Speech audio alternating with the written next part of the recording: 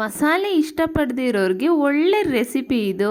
Hi all, welcome back to Kanasu cooking YouTube channel. ಎಲ್ಲರೂ ಹೇಗಿದ್ದೀರಾ? ಎಲ್ಲರೂ ಚೆನ್ನಾಗಿದ್ದೀರಾ ಅಂತ ಭಾವಿಸ್ತೀನಿ. ಎಲ್ಲರಿಗೂ ಕನಸು ಕುಕಿಂಗ್ ಯೂಟ್ಯೂಬ್ ಚಾನಲ್ಗೆ ಸ್ವಾಗತ.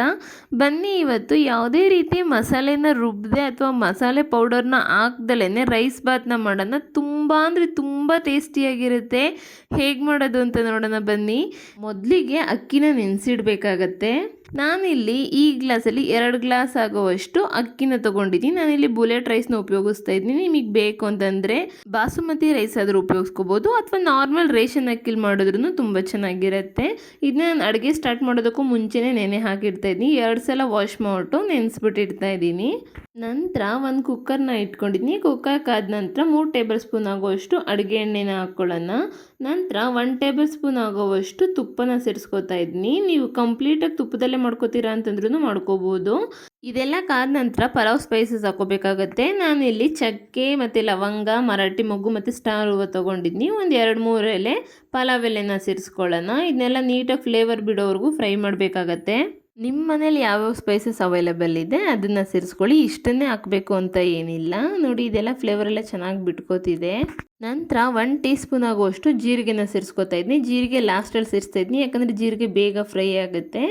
ಜೀರಿಗೆ ಎಲ್ಲ ಫ್ರೈ ಆದ ನಂತರ ಖಾರಕ್ಕೆ ತಕ್ಕಷ್ಟು ಹಸಿಮೆಣ್ಸಿನ್ಕಾಯಿನ ಸೇರಿಸ್ಕೊತಾ ಇದ್ದೀನಿ. ಹಸಿಮೆಣ್ಸಿನ್ಕಾಯಿನ ಎಣ್ಣೆಲ್ಲೇ ನೀಟಾಗಿ ಫ್ರೈ ಮಾಡ್ಕೋಬೇಕಾಗತ್ತೆ. ಖಾರ ಎಲ್ಲ ಬಿಡೋವರೆಗೂ ನೀಟಾಗಿ ಫ್ರೈ ಮಾಡ್ಕೊಳ್ಳಿ. ನಾವಿಲ್ಲಿ ಖಾರದ ಪುಡಿ ಅಥವಾ ಏನು ಉಪಯೋಗಿಸ್ತಾ ಇಲ್ಲ, ಯಾವುದೇ ರೀತಿ ಮಸಾಲ ಪೌಡರ್ನ. ಅದಕ್ಕೋಸ್ಕರ ನಿಮಗೆ ಖಾರಕ್ಕೆ ಎಷ್ಟು ಬೇಕೋ ಅಷ್ಟನ್ನು ನೋಡಿಕೊಂಡು ಹಸಿಮೆಣ್ಸಿನ್ಕಾಯಿನ ಈಗಲೇ ಸೇರಿಸ್ಕೊಳ್ಳಿ. ನೋಡಿ, ಹಸಿಮೆಣ್ಸಿನ್ಕಾಯಿ ಎಲ್ಲ ಎಣ್ಣೆಲ್ಲೇ ಚೆನ್ನಾಗಿ ಫ್ರೈ ಆಗಿದೆ. ನಂತರ ಒಂದು ದಪ್ಪ ಸೈಜ್ ಈರುಳ್ಳಿನ ಸ್ಲೈಸಾಗಿ ಕಟ್ ಮಾಡ್ಕೊಂಡು ಸೇರಿಸ್ಕೊತಾ ಇದ್ದೀನಿ. ಮೀಡಿಯಮ್ ಗಾತ್ರದ ಈರುಳ್ಳಿ ಆದರೆ 2-3 ಈರುಳ್ಳಿನ ಸೇರಿಸ್ಕೊಳ್ಳಿ. ಈರುಳ್ಳಿ ಎಲ್ಲ ಬಣ್ಣ ಚೇಂಜ್ ಆಗೋವರೆಗೂ ನೀಟಾಗಿ ಫ್ರೈ ಮಾಡ್ಕೋಬೇಕಾಗತ್ತೆ. ಪವರ್ ಏನಾದರೂ ಇಲ್ಲ ಅಂತಂದರೆ ಈ ರೀತಿ ರೈಸ್ ಬಾತ್ನ ಮಾಡಿ. ಯಾವುದೇ ರೀತಿ ರುಬ್ಬೋ ಅಂಥ ಅವಶ್ಯಕತೆ ಇರೋದಿಲ್ಲ. ಇದಕ್ಕೆ ಯಾವುದೇ ರೀತಿ ಮಸಾಲ ಪೌಡರ್ ಬೇಡ, ತುಂಬ ಟೇಸ್ಟಿಯಾಗತ್ತೆ. ನೋಡಿ, ಈರುಳ್ಳಿ ಎಲ್ಲ ಕಲರ್ ಚೇಂಜ್ ಆಗಿದೆ. ನಂತರ ಶುಂಠಿ ಮತ್ತು ಬೆಳ್ಳುಳ್ಳಿನ ಜಜ್ಜಿ ಸೇರಿಸ್ಕೊತಾ ಇದ್ದೀನಿ. ನಾನು ಶುಂಠಿ ಬೆಳ್ಳುಳ್ಳಿನೂ ಅಷ್ಟೇ ಪೇಸ್ಟ್ ಮಾಡ್ಕೊಂಡಿಲ್ಲ, ಕೈಯಲ್ಲೇ ಜಜ್ಜಿ ಸೇರಿಸ್ಕೊತಾ ಇದ್ದೀನಿ. ಇದೆಲ್ಲ ಚೆನ್ನಾಗಿ ಫ್ರೈ ಆಗಿದೆ. ನಂತರ ಒಂದು 1/4 kg ಆಗೋವಷ್ಟು ತರಕಾರಿನ ಸೇರಿಸ್ಕೊತಾ ಇದ್ದೀನಿ. ಅಂದರೆ ಕ್ಯಾರೆಟು, ಬೀನ್ಸು ಮತ್ತು ಗೆಡ್ಡೆಕೋಸನ್ನ ಸೇರಿಸ್ಕೊತಾ ಇದ್ದೀನಿ. ನಿಮ್ಮ ಮನೇಲಿ ಯಾವ್ಯಾವ ತರಕಾರಿ ಇದೆ ಅದನ್ನು ಸೇರಿಸ್ಕೊಳ್ಳಿ. ರೈಸ್ ಬಾತ್ಗೆ ಯಾವಾಗಲೂ ನಾವು ತರಕಾರಿನ ಸ್ವಲ್ಪ ಜಾಸ್ತಿನೇ ಸೇರಿಸ್ಕೋಬೇಕು. ಅವಾಗ ನಮ್ಮ ಆರೋಗ್ಯನೂ ಚೆನ್ನಾಗಿರುತ್ತೆ. ತರಕಾರಿ ಜೊತೆ ನಾವು ರೈಸ್ ತಿನ್ನುವಾಗ್ಲೂ ತುಂಬ ಚೆನ್ನಾಗಿರುತ್ತೆ. ತರಕಾರಿ ಜಾಸ್ತಿ ಹಾಕೋದ್ರಿಂದ ಅಡುಗೆನೂ ತುಂಬ ಚೆನ್ನಾಗಾಗುತ್ತೆ. ಅದಕ್ಕೋಸ್ಕರ ನಂತರ ರುಚಿಗೆ ತಕ್ಕಷ್ಟು ಉಪ್ಪನ್ನ ಇವಾಗಲೇ ಸೇರಿಸ್ಕೊತಾ ಇದ್ದೀನಿ. ತರಕಾರಿಗೆಲ್ಲ ಉಪ್ಪೆಲ್ಲ ಚೆನ್ನಾಗಿ ಹಿಡಿಯುತ್ತೆ ಇವಾಗಲೇ. ಹೊಸ್ದಾಗಿ ಅಡುಗೆ ಕಲಿಯೋರ್ಗಂತೂ ಈ ರೆಸಿಪಿ ತುಂಬ ಹೆಲ್ಪ್ ಆಗುತ್ತೆ. ಬ್ಯಾಚುಲರ್ಸ್ಗೆ ಮತ್ತು ಈಗ ಹೊಸ್ದಾಗಿ ಈಗೀಗ ಅಡುಗೆ ಕಲಿಯೋರ್ಗಂತೂ ತುಂಬ ಈಸಿ ಮತ್ತು ತುಂಬ ಬೇಗನೆ ಮಾಡ್ಕೋಬೋದು ಈ ಅಡುಗೆನ. ನೋಡಿ, ತರಕಾರಿ ಎಲ್ಲ ಒಂದು 50% ಈಗೆಲ್ಲ ಚೆನ್ನಾಗಿ ಕುಕ್ ಆಗಿದೆ. ಈ ಟೈಮಲ್ಲಿ ಟೊಮೆಟೊನ ಸೇರಿಸ್ಕೊಳ್ಳೋಣ. ನಾನಿಲ್ಲಿ ಒಂದು 4 ಟೊಮೆಟೊನ ಸ್ಲೈಸಾಗಿ ಕಟ್ ಮಾಡ್ಕೊಂಡು ಸೇರಿಸ್ಕೊತಾ ಇದ್ದೀನಿ. ಹುಳಿ ಟೊಮೆಟೊನ ಉಪಯೋಗಿಸ್ತಾ ಇದ್ದೀನಿ, ಫಾರಮ್ ಟೊಮೆಟೊನ ಉಪಯೋಗಿಸ್ತಾ ಇಲ್ಲ. ನೀವು ಅಷ್ಟೇ ಆದಷ್ಟು ಹುಳಿ ಟೊಮೆಟೊನ ಉಪಯೋಗಿಸಿ. ಹುಳಿ ಟೊಮೆಟೊನ ಯೂಸ್ ಮಾಡಿದ್ರೆ ಇದಕ್ಕೆ ತುಂಬ ಟೇಸ್ಟ್ ಇರೋದು. ಟೊಮೆಟೊ ಎಲ್ಲ ಚೆನ್ನಾಗಿ ಸಾಫ್ಟ್ ಆಗೋವರೆಗೂ ಫ್ರೈ ಮಾಡ್ಕೊಳ್ಳೋಣ.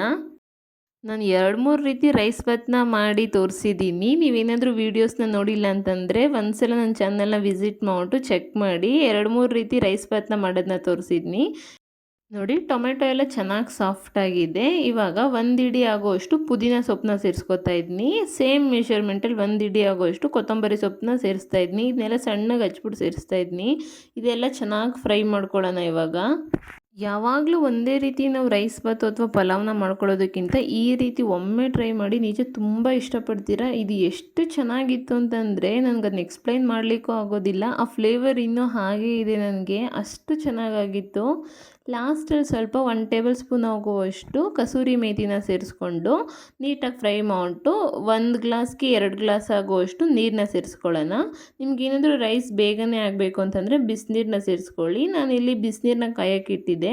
2 ಗ್ಲಾಸ್ ಅಕ್ಕಿಗೆ 4 ಗ್ಲಾಸ್ ಆಗೋವಷ್ಟು ನೀರನ್ನ ಸೇರಿಸ್ಕೊತಾ ಇದ್ದೀನಿ. ಅಥವಾ ನಾರ್ಮಲಾಗಿ ಏನು ಟೈಮ್ ಇದೆ ಅಂತಂದರೆ ತಣ್ಣೀರಾದರೂ ಸೇರಿಸ್ಕೋಬೋದು.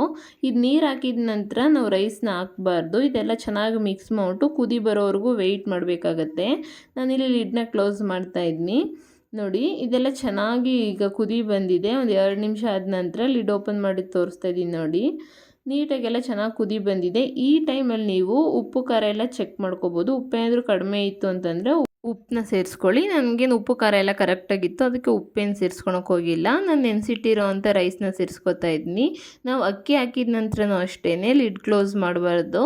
ಅಕ್ಕಿ ಹಾಕಿದ ನಂತರ ನೀಟಾಗಿ ಮಿಕ್ಸ್ ಮಾಡಿಬಿಟ್ಟು ಅದು ಕುದಿ ಬರೋವರೆಗೂ ವೆಯ್ಟ್ ಮಾಡಬೇಕಾಗತ್ತೆ. ಅಂತಂದರೆ ಒಂದು 40% ಆದ್ರೂ ಅಕ್ಕಿ ಚೆನ್ನಾಗಿ ಇದರಲ್ಲೇ ಕುಕ್ ಆಗಬೇಕು. ಒಂದು ಐ ಫ್ಲೇಮಲ್ಲಿ ಒಂದು 5 ನಿಮಿಷ ಲಿಡ್ ಕ್ಲೋಸ್ ಮಾಡಿಡಿ. ನಾನು ಒಂದು 5 ನಿಮಿಷ ಐ ಫ್ಲೇಮಲ್ಲೇ ಇದನ್ನ ಕುದಿಸ್ತೀನಿ. ನೋಡಿ ಎಲ್ಲ ಚೆನ್ನಾಗಿ ಕುದಿ ಬಂದಿದೆ.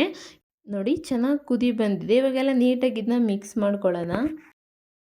ಈಗ ಲಾಸ್ಟಲ್ಲಿ ಒಂದು ನಿಂಬೆಹಣ್ಣ ನೀಟಾಗೆಲ್ಲ ಹುಳಿ ಹಿಂಡ್ಬಿಟ್ಟು ಮಿಕ್ಸ್ ಕೊಟ್ಬಿಡೋಣ. ನಿಂಬೆಹಣ್ಣು ಹಾಕೋದ್ರಿಂದ ಈ ರೈಸ್ ಬಾತ್ಗೆ ಟೇಸ್ಟ್ ಸೂಪರಾಗಿರುತ್ತೆ, ಜ್ಯೂಸಿಯಾಗಿ ತುಂಬ ಚೆನ್ನಾಗಿರುತ್ತೆ. ಏನಾದರೂ ದಪ್ಪ ಸೈಜ್ ನಿಂಬೆಹಣ್ಣು ಉಪಯೋಗಿಸ್ತಾ ಇದ್ದೀರಾ ಅಂತಂದರೆ ಒಂದೋಳನ್ನ ಉಪಯೋಗಿಸಿ, ಮೀಡಿಯಮ್ ಗಾತ್ರದ್ದು ಅಂತಂದರೆ ಒಂದು ಪೂರ್ತಿ ನಿಂಬೆಹಣ್ಣು ಉಪಯೋಗಿಸಿ. ಅಥವಾ ಮನೇಲಿ ಏನಾದರೂ ನಿಂಬೆಹಣ್ಣು ಇಲ್ಲ ಅಂತಂದರೆ ನೀವು ತರಕಾರಿನ ಫ್ರೈ ಮಾಡುವಾಗಲೇ 1-2 ಟೇಬಲ್ ಸ್ಪೂನ್ ಆಗುವಷ್ಟು ಮೊಸರನ್ನ ಹಾಕ್ಬಿಟ್ಟು ಫ್ರೈ ಮಾಡಿ, ತುಂಬ ಚೆನ್ನಾಗಿರುತ್ತೆ. ನೋಡಿ ಇದೆಲ್ಲ ಚೆನ್ನಾಗಿ ಕುದಿ ಬಂದಿದೆ. ಇವಾಗ ನಾನು ಕುಕ್ಕರ್ ಲಿಡ್ನ ಕ್ಲೋಸ್ ಮಾಡ್ತೀನಿ. ಒಂದು ವಿಜಿಲ್ ಹಾಕ್ಸ್ಕೋತೀನಿ ಅಷ್ಟೇ ನಾನು. ಇವಾಗ ಮೀಡಿಯಮ್ ಉರಿನಲ್ಲಿ ನೀವು ಒಂದು ವಿಜಿಲ್ ಹಾಕ್ಸ್ಕೋಬೇಕಾಗತ್ತೆ.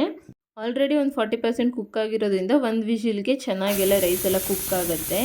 ನಂತರ ಏರೆಲ್ಲ ಪೂರ್ತಿ ಔಟ್ ಆಗೋವರೆಗೂ ವೆಯ್ಟ್ ಮಾಡಬೇಕಾಗುತ್ತೆ. ಅಂದರೆ ಒಂದು 15 ಮಿನಿಟ್ಸ್ ಆದರೂ ನಾವು ಅದನ್ನ ಹಾಗೆ ಬಿಡಬೇಕು. ಏರೆಲ್ಲ ಪೂರ್ತಿ ಔಟ್ ಆದ ನಂತರ ನಾನು ಇಲ್ಲಿ ಲಿಡ್ ಓಪನ್ ಮಾಡಿ ತೋರಿಸ್ತಾ ಇದ್ದೀನಿ. ನೋಡಿ ರೈಸ್ ಯಾವ ರೀತಿ ಆಗಿದೆ ಅಂತ. ಅನ್ನ ಅಂತೂ ತುಂಬ ಚೆನ್ನಾಗಾಗಿದೆ, ಉದ್ರುದ್ರಾಗಿದೆ. ನೋಡಿ ಎಷ್ಟು ಒಳ್ಳೆ ಕಲರ್ ಬಂದಿದೆ ಅಂತ. ಇದನ್ನ ನೀಟಾಗಿ ಸೈಡಿಂದ ಮಿಕ್ಸ್ ಮಾಡ್ಕೋಬೇಕಾಗತ್ತೆ. ನೋಡಿದ್ರಲ್ವ ಎಷ್ಟು ಸಿಂಪಲ್ ಆಗಿ ಯಾವುದೇ ರೀತಿ ಮಸಾಲೆ ಪದಾರ್ಥಗಳನ್ನ ಬಳಸ್ದಲೆ, ಮಸಾಲೆ ಪೌಡರ್ಗಳನ್ನ ಬಳಸ್ದಲೆ ನಾವು ರೈಸ್ ಬಾತ್ನ ತುಂಬ ಟೇಸ್ಟಿಯಾಗಿ ಮಾಡ್ಬೋದು ಅಂತ. ಹಾಗಾದರೆ ಈ ರೆಸಿಪಿ ನಿಮ್ಗೆ ಇಷ್ಟ ಆಗಿದ್ರೆ ಪ್ಲೀಸ್ ಲೈಕ್ ಮಾಡಿ, ಶೇರ್ ಮಾಡಿ. ಮತ್ತಷ್ಟು ಈಸಿ ರೆಸಿಪಿಗಾಗಿ ಕನಸು ಕುಕಿಂಗ್ ಯೂಟ್ಯೂಬ್ ಚಾನಲ್ಗೆ ಸಬ್ಸ್ಕ್ರೈಬ್ ಮಾಡಿ. ರೆಸಿಪಿ ಟ್ರೈ ಮಾಡಿದ ನಂತರ ಹೇಗಿತ್ತು ಅಂತ ಕಮೆಂಟ್ ಮೂಲಕ ತಿಳಿಸೋದು ಮರಿಬೇಡಿ. Thank you for watching. Thank you all.